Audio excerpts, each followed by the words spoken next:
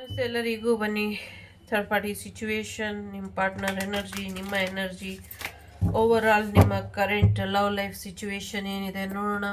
It's A general reading. Okay,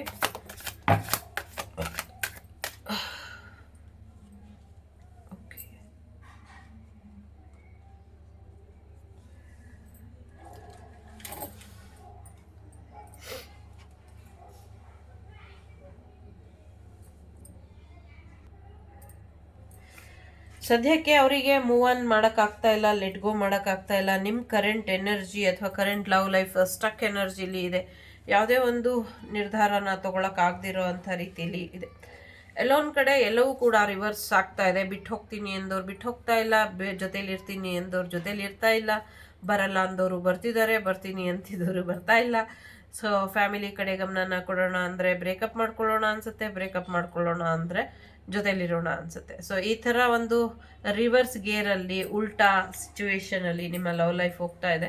ಹಾಗಾಗಿ ತುಂಬ important ಆದಂಥ ಡಿಸಿಷನ್ನ ಸದ್ಯಕ್ಕೆ ತಗೊಳ್ಬೇಡಿ. Only focus on career life ಕಡೆ ಗಮನನ ಕೊಡಿ, ಫೈನಾನ್ಷಿಯಲ್ ವಿಚಾರದ ಕಡೆ ಹೆಚ್ಚಿನ ಗಮನನ ಕೊಡಿ ಅನ್ನುವಂಥದ್ದು ಇದೆ. ನಿಮ್ಮ ಲವ್ ಲೈಫಲ್ಲಿ ಇಂಪಾರ್ಟೆಂಟ್ ಏನಿದೆ, ಇದು ಥರ್ಡ್ ಪಾರ್ಟಿ ಸಿಚುವೇಶನ್ ನಿಮ್ಮ ಜೀವನದಿಂದ ಹೊರಗೆ ಹೋಗಿಲ್ಲ, ದುಡ್ಡಿಗೋಸ್ಕರ ಬಂದಿದ್ದಾರೆ ಅಂತ ನೀವು ಅಂದ್ಕೊಂಡಿದ್ರೆ ಎಸ್, ಅದು ನಿಜ ಇದೆ.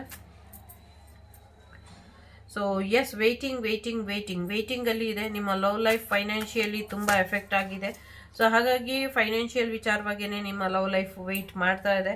ನೀವು ವೆಯ್ಟ್ ಮಾಡ್ತಿದ್ದೀರಾ, ಥರ್ಡ್ ಪಾರ್ಟಿನೂ ವೆಯ್ಟ್ ಮಾಡ್ತಿದ್ದಾರೆ, ನಿಮ್ಮ ಪಾರ್ಟ್ನರ್ ಕೂಡ ವೆಯ್ಟ್ ಮಾಡ್ತಿದ್ದಾರೆ. ಬಟ್ ಇಲ್ಲಿ ಮಜಾ ತಗೊಳ್ತಾ ಇರೋದು ನಿಮ್ಮ ಪಾರ್ಟ್ನರ್ ಒಬ್ಬರೇ, ಥರ್ಡ್ ಪಾರ್ಟಿನೂ ವೆಯ್ಟಿಂಗ್ ಲಿಸ್ಟಲ್ಲೇ ಇದೆ. ಸೊ ಎಲ್ಲೋ ಒಂದು ಕಡೆ ನೀವು ಅಂದ್ಕೊಂಡಿರುವಂಥ ರೀತಿಲೇ ನಿಮ್ಮ ಲೈಫ್ ಮುಂದುವರಿಯುತ್ತೆ. ಲವ್ ಲೈಫ್ ಅಪ್ಡೇಟ್ಸ್ ಏನಿದೆ ಅದು ನೀವೇನು ಅಂದ್ಕೊಂಡಿದ್ದೀರೋ ಆ ರೀತಿಲೇ ನಿಮ್ಮ ಪರವಾಗಿ ಆಗುತ್ತೆ ಅನ್ನುವಂಥದ್ದು ಇದೆ. ವಿತಿನ್ 7 ಡೇಸಲ್ಲಿ ಆಗುತ್ತಾ, 7 ಮಂತಲ್ಲಿ ಆಗುತ್ತಾ, 7 ವೀಕಲ್ಲಿ ಆಗುತ್ತಾ ಗೊತ್ತಿಲ್ಲ. ಒಟ್ಟಿನಲ್ಲಿ ಖಂಡಿತವಾಗ್ಲೂ ಈ ಒಂದು ಯುಗಾದಿ ಬರೋ ಅಷ್ಟರಲ್ಲಿ ನಿಮ್ಮ ಜೀವನದಲ್ಲಿ ಸಾಕಷ್ಟು ಬದಲಾವಣೆನ ನೋಡ್ತೀರಾ. ಸದ್ಯಕ್ಕೆ ಸ್ಟಿಲ್ ಸಿಂಗಲ್ಸ್ ಯಾರಿದ್ದೀರಾ ಅವರಿಗೆ ಮ್ಯಾರೇಜ್ ಬರುವಂಥ ಸಾಧ್ಯತೆ ಇದೆ. ಆಲ್ರೆಡಿ ಮ್ಯಾರೇಜ್ ಆಗಿ ಮಕ್ಕಳಾಗಿರೋರು ಕೂಡ ರೀಮ್ಯಾರೇಜ್ ಆಗುವಂಥ ಅಥವಾ ಗೊತ್ತಿಲ್ದಿರಾನೇ ಮೋಸ ಮಾಡಿ ಮದುವೆ ಆಗುವಂಥ ಪ್ರಯತ್ನದಲ್ಲಿ ಇದ್ದಾರೆ. ಸೊ ಈ ಥರ ಮೋಸ ಮಾಡಿ ಮದುವೆ ಆಗ್ತಿದ್ದಾರೆ, ಇದ್ರ ಕಡೆ ಸ್ವಲ್ಪ ಹೆಚ್ಚಿನ ಗಮನನ ಕೊಡಿ ಅನ್ನುವಂಥದ್ದು ಇದೆ. ಸೊ ಎಲ್ಲೋ ಒಂದು ಪ್ರಯಾಣ ಹೋಗ್ತೀರಾ, ಆ ಪ್ರಯಾಣದಲ್ಲಿ ನಿಮಗೆ ಒಳ್ಳೆ ಪಾರ್ಟ್ನರ್ ಸಿಗುವಂಥ ಸಾಧ್ಯತೆ ಇದೆ, ಒಳ್ಳೆ ಸೋಲ್ಮೇಟ್ ಅಥವಾ ಒಳ್ಳೆ ಫ್ರೆಂಡ್ ಸಿಗುವಂಥ ಸಾಧ್ಯತೆ ಇದೆ. ಸೊ ಹಾಗಾಗಿ ಸ್ಟಿಲ್ ಸಿಂಗಲ್ಸ್ ಯಾರಿದ್ದೀರಾ, ಸೊ ಎಂಜಾಯ್ ಮಾಡಿ. ನ್ಯೂ ಪರ್ಸನ್ ನಿಮ್ಮ ಲೈಫಿಗೆ ಎಂಟ್ರ್ ಆಗ್ತಾ ಇದ್ದಾರೆ. ಎಲ್ಲೋ ಒಂದು ಕಡೆ ಇಬ್ಬರನ್ನೂ ಬಿಟ್ಕೊಡೋಕ್ಕಾಗೋದಿಲ್ಲ, ಇಬ್ಬರು ಇರಲಿ ಪಕ್ಕದಲ್ಲಿ ಇನ್ನೊಬ್ರು ಇರಲಿ ಅಂತ ಥರ್ಡ್ ಪಾರ್ಟಿ ಸಿಚುವೇಶನ್ನ ಮೀರಿ ನಿಮ್ಮ ಪರ್ಸನ್ ಯಾರೋ ಇನ್ನೊಬ್ಬ ಮೂರನೇ ವ್ಯಕ್ತಿ ಕಡೆ ವಾಲ್ತಾ ಇದ್ದಾರೆ ಅನ್ನುವಂಥದ್ದು ಕೂಡ ಇದೆ.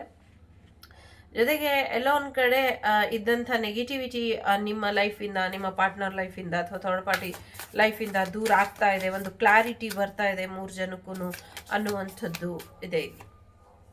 ಸೊ ಭರವಸೆನ ಕಳ್ಕೊಳಕ್ಕೆ ಹೋಗಬೇಡಿ, ಹೀಗೆ ಒಂದು ನಂಬಿಕೆಯಿಂದ ಮುಂದುವರಿರಿ. ಕೆಲವ್ರಿಗೆ, ಎಲ್ಲರಿಗೂ ಅಲ್ಲ, ಎಲ್ಲರಿಗೂ ಥರ್ಡ್ ಪಾರ್ಟಿ ಸಿಚುವೇಶನ್ ಇಲ್ಲ. ನಿಜವಾಗ್ಲೂ ನಿಮ್ಮ ಪರ್ಸನ್ ತುಂಬ ಹಾನೆಸ್ಟ್ ಆಗಿ ಇದ್ದಾರೆ, ನಿಮ್ಮ ಜೊತೆ ಮಾತ್ರ ಇದ್ದಾರೆ, ಬೇರೆ ಯಾರ ಜೊತೆನೂ ಅವರು ಇಲ್ಲ, ಬೇರೆ ಯಾರ ಜೊತೆನೂ ಅವರು ಇಲ್ಲ. ಸೊ ನಿಮ್ಮನ್ನು ಒಂದು ಸ್ಟಾರ್ ಆಗಿ ಅವರು ಕೂಡ ನೋಡ್ತಾರೆ, ಅವ್ರನ್ನ ಕೂಡ ನೀವು ಒಬ್ಬ ಸ್ಟಾರ್ ಆಗಿ ನೋಡ್ತೀರಾ. ಸೊ ಹಾಗಾಗಿ ಹೆಚ್ಚು ತಲೆಗೆಡ್ಸ್ಕೊಳ್ಬೇಡಿ ಅನ್ನುವಂಥದ್ದು ಕೂಡ ಇದೆ. ಸೊ ಬಂದಷ್ಟೇ ಸ್ಪೀಡಲ್ಲಿ ಯಾರೋ ನಿಮ್ಮ ಜೀವನದಿಂದ ಹೊರಗೆ ಹೋಗ್ತಾರೆ ಅನ್ನುವಂಥದ್ದು ಇದೆ ಇಲ್ಲಿ. Okay, so yes, family life ಕಡೆ ಹೆಚ್ಚಿನ ಗಮನನ ಕೊಡಿ.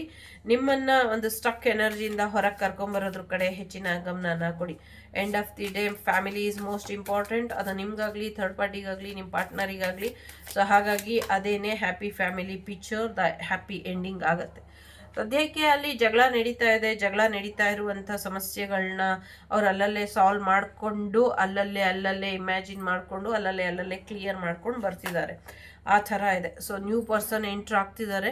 ನ್ಯೂ ಪರ್ಸನಿಂದ ಮ್ಯಾರೇಜ್ ಪ್ರಪೋಸಲ್ ಅಥವಾ ಲವ್ ಪ್ರಪೋಸಲ್ ಬರುವಂಥ ಸಾಧ್ಯತೆ ಇದೆ.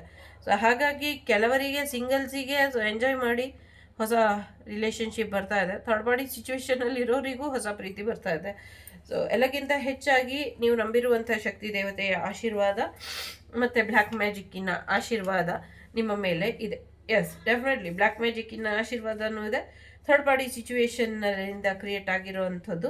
ಅದ್ರ ಜೊತೆಗೆ ನಿಮ್ಮ ಜೀವನದಲ್ಲಿ ಆ ದೇವಿ ಆಶೀರ್ವಾದ ಕೂಡ ಇದೆ. ಸೊ ಇದು ಸೋಲು ಗೆಲುವಿನ ಆಟ, ಒಂದು ರೀತಿ ಡೆವಿಲ್ ಆ್ಯಂಡ್ ಡಿವೈನ್ ಫೈಟಿಂಗಲ್ಲಿ ಇದೆ. ಆ ಡೆವಿಲ್ ಆ್ಯಂಡ್ ಡಿವೈನ್ ಏನು ಡಿಸೈಡ್ ಮಾಡ್ತಾರೆ ನೋಡೋಣ. ಇದು ದೂರ ಆಗುತ್ತಾ ಹತ್ತಿರ ಆಗುತ್ತಾ ಅಂತ ನೋಡೋಣ. ಕೆಲವರು ಭೇಟಿ ಆಗಕ್ಕೆ ಬಂದರೆ ತುಂಬ ದೊಡ್ಡ ಅಪಾಯನ ಎದುರಿಸ್ತೀರಾ ಅನ್ನುವಂಥದ್ದು ಇದೆ.